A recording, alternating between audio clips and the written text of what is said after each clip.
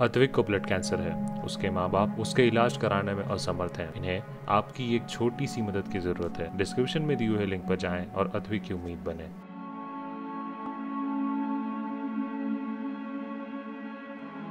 देश के मशहूर लघु कथाओं में शुमार है बंदर बिल्लियों की कहानी।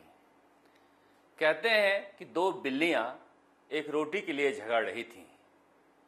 पास में बैठा भूखा बंदर देख रहा था। जब दोनों आपस में भिड़ने लगी तो बंदर वहां पहुंचा और बोला, क्यों लड़ रही हो?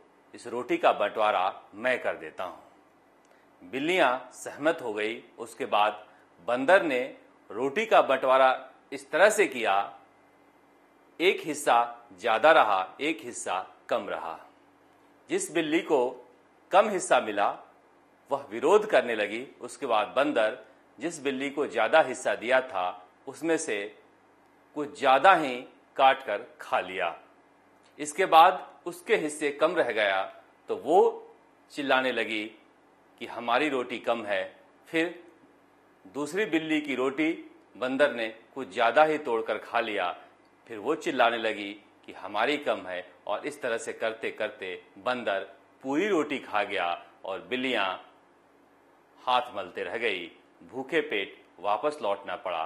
बंदर भरे पेट खुश होकर दोनों की स्थिति देखता रहा। यह कहानी राजस्थान की राजनीति में फिट बैठती है और मौजू भी है। देखिए, पंडित जी भंवरलाल शर्मा, उन्होंने कल प्रेस कॉन्फ्रेंस में एक बात कही, सियासत का क्या भरोसा, शाम यहां है सुबह वहां है।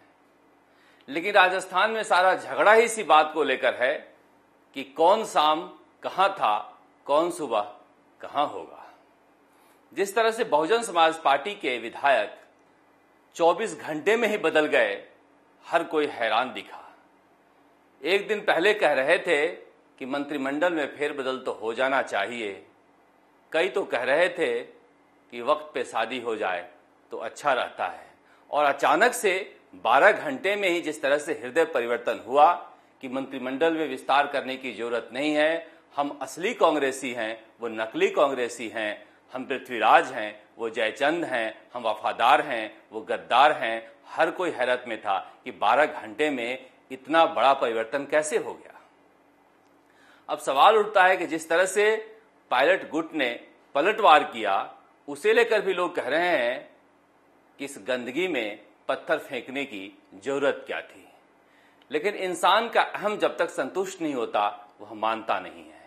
अब देखिए, गहलोत गुट की तरफ से किसे आगे किया गया?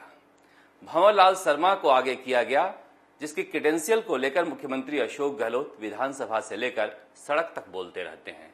वह कहते हैं कि उनकी फितरत है इधर जाना उधर जाना। पंडित जी बढ़ती उम्र के बावजूद राजनीति के चतुर खिलाड़ी निकले। नपे सधे शब्दों में बोले, कोई प्रहार नहीं किया। गहलोत गुट को लगा कि मौका चूक गए हैं तो तुरूप का पत्ता निकाल लिया। बसपा विधायकों को जुटाया और जमकर प्रहार कराया।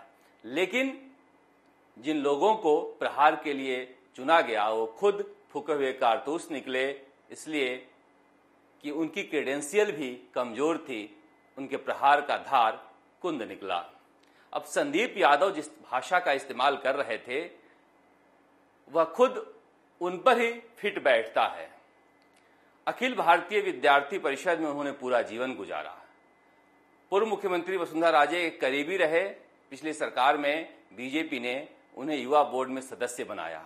टिकट नहीं मिला तो बहुजन समाज पार्टी में चले गए, वहां से कांग्रेस में आ गए और लोगों को समझा रहे हैं कि गद्दारी और वफादारी क्या होता है। यही हालात कमोबेश वहां बैठे तमाम विधायकों का रहा, जो समझा रहे थे कि वफादारी क्या होता है। हालांकि मेरा मानना है कि इस कीचड़ में पायलट गुट को नहीं पड़ना चाहिए था, क्योंकि रणनीति का हिस्सा था कि उन्हें इस तरह से आपस में लड़ाया जाए ताकि रोटी कोई और खाता रहे। अब बड़ा सवाल है कि जिन्हें कांग्रेस में रोटी का बंटवारा करना है, यानी गांधी परिवार, वह तो चुप है। आखिर क्यों चुप है? लोग कह रहे हैं कि पायलट की बात तो अजय माकन ने सुन ली, पायलट की बात तो प्रियंका गांधी ने सुन ली, कई बार फोन पर बातचीत भी हो गई, मगर जिन्हें मानना है, जिन्हें पायलट की बात सुनाना है, वह सुन नहीं रहे हैं, कह रहे हैं कि तबीयत नासाज है। ऐसे में गांधी परिवार मजबूर है। अब गांधी परिवार कब तक मजबूर रहेगा? कहीं ऐसा न हो कि इसे लेकर जिस तरह से छीछालेदर राजस्थान कांग्रेस की हो रही है, कुछ ज्यादा ही होने लगे और जनता ऊब कर विकल्प देखने लगे। हालांकि यह भी कहा जा रहा है कि कांग्रेस की अंतरिम राष्ट्रीय अध्यक्षा सोनिया गांधी पंजाब और राजस्थान के मामलों को लेकर बेहद गंभीर हैं। जल्दी ही एक सप्ताह के अंदर पंजाब के मामलों को निपटा दिया जाएगा और उसके बाद उनका पूरा फोकस राजस्थान पर होगा और राजस्थान के मामलों को खत्म किया जाएगा। जून जुलाई से ज्यादा का वक्त सोनिया गांधी नहीं लेना चाहती हैं, क्योंकि रायता तो बिखर ही रहा है, कहीं बहने न लगे। राजस्थान तक के लिए जयपुर से शरद कुमार।